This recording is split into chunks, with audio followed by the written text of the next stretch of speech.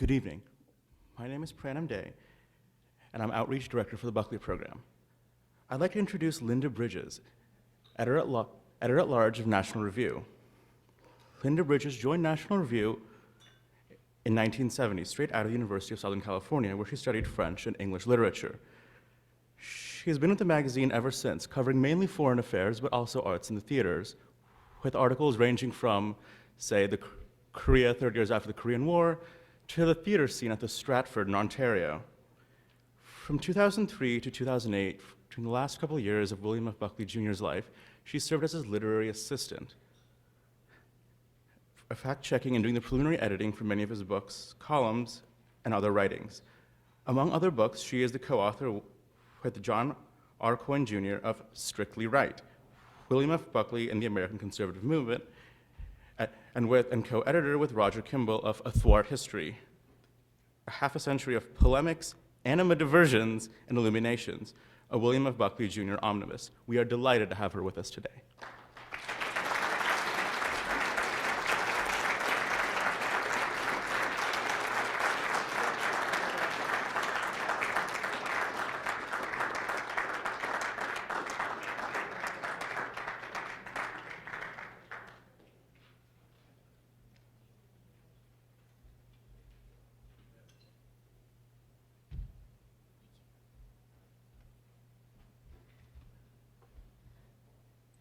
Well, I speak of Firing Line as an outsider.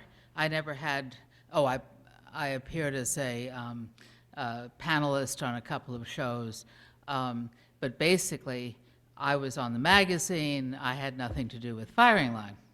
But of course, that's a professional statement. As an individual conservative, Firing Line came into my life very early.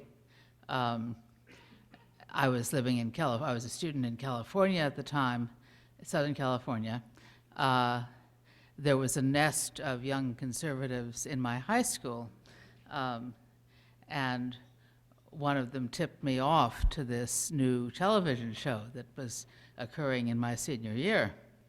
So I got in pretty early in watching Firing Line. I'm sure I didn't see the Norman Thomas show when it was first broadcast, but I've seen it since. But this Buckley was suddenly changing the political landscape. He was bringing the idea of conservative politics. First we had in California, we did have Reagan, and we knew him from TV, so when he started to become a political figure, some of us followed him eagerly. Then he took over the Barry Goldwater campaign in California, and we rejoiced in that, but of course, Barry didn't win. Now I think no Republican could have won in 1964, but Barry at least brought conservative ideas to the American public. And his campaign, Reagan's role in his campaign made Reagan a serious political player within the Republican Party. And guess what? 2 years later, Reagan became our governor. And by the way, when I came to National Review in September 1970, but I did not immediately change my voting registration. So that meant that I could not vote for Jim Buckley for Senate in 1970, but it meant that I could vote absentee for Ronald Reagan for governor. So my very first vote was cast for Ronald Reagan for governor. And those were just wonderful days. And then Firing Line, of course, came along in 1966 and lit up our TV screens. And I eventually had, as I say, a small share to play in Firing Line occasionally. That's one time I was the one of the student panelists. Well, I was a pretty old student, but I was one of the student panelists on a show. And the next time I went to a favorite Hungarian restaurant up in the 70s, they still existed now. They've all been taken over by Thai and so on by now, but they still existed then.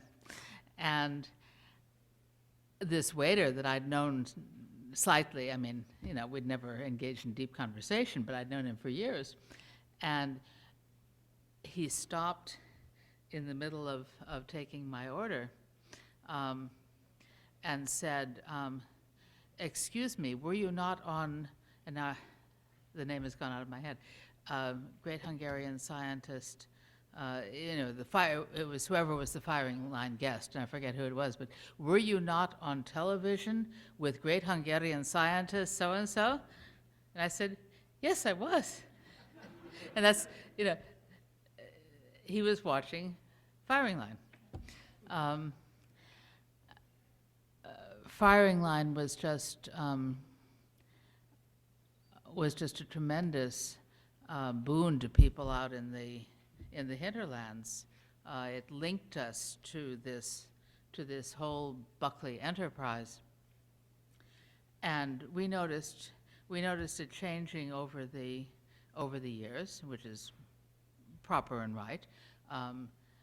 When it was first announced, as Neil and others have said tonight, Neil and Jeff, it was first announced as this, you know, clash of titans. The first show was Bill versus Norman Thomas.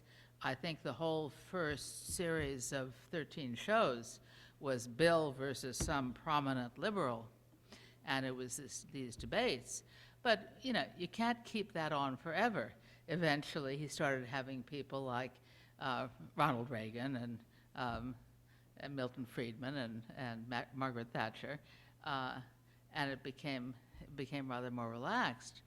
And I found myself thinking of this afternoon during the debate when it turned out that really the two participants didn't differ that much.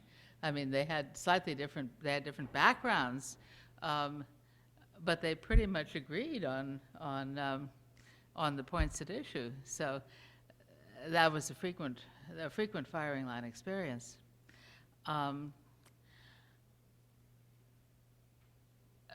Firing line